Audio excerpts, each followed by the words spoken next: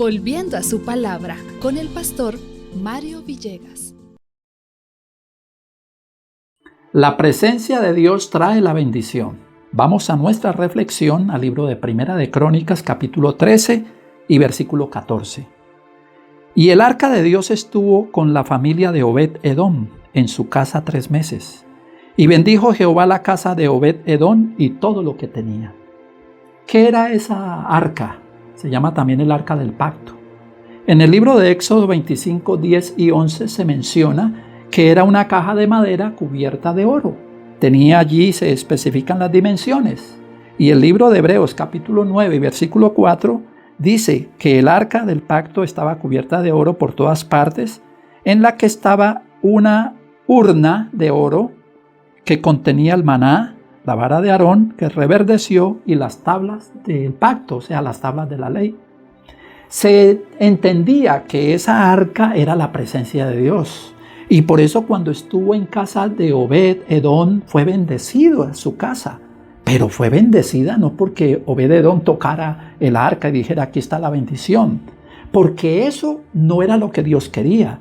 Dios quería que entendieran que ahí estaba la presencia, pero la presencia de Dios no está solamente en una cosa, en un objeto.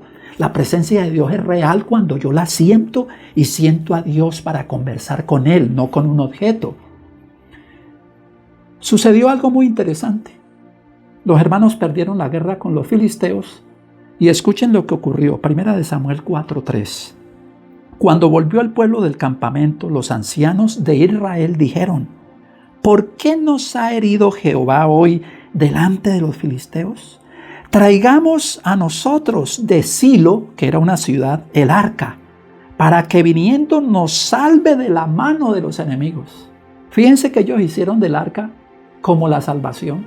Y el arca no era la que salvaba. La que salvaba era la presencia de Dios, no el objeto. El objeto estaba como algo didáctico, donde yo lo veía y decía, ay Señor, aquí estás con nosotros. Pero no hablar con el arca. Ellos no podían decir que el arca era la que tenía el poder.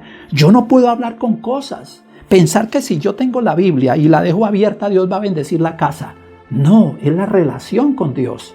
Esto es lo que Dios espera de los cristianos hoy, que lo tengamos a Él como el que necesitamos tener para conversar, para relacionarnos. Cuando el Señor habló con la mujer samaritana en Juan 4:24, dijo estas palabras: Dios es espíritu, y los que le adoran en espíritu y en verdad, esos son los verdaderos adoradores. Hoy necesitamos sentir a Dios, no en cosas, sino en la persona de Él, para darnos para Él, pedir el perdón y ser guiados en este día por Él. Bendiciones del Señor y feliz día con Cristo.